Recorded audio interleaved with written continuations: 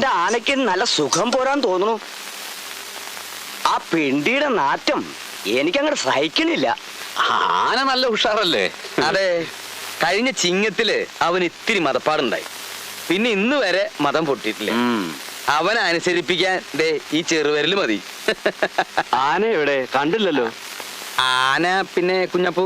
ആന അതായത് മേയാൻ വിട്ടിരിക്കുക. മേയാനോ? അതെ, ഉച്ചയ്ക്ക് വെള്ളം കുടിക്കാനേ ഇങ്ങ് വരും. കൊടുക്കുമോളെ.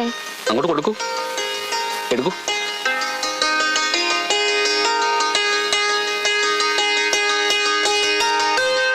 അവിടെ കൊടുക്കൂ.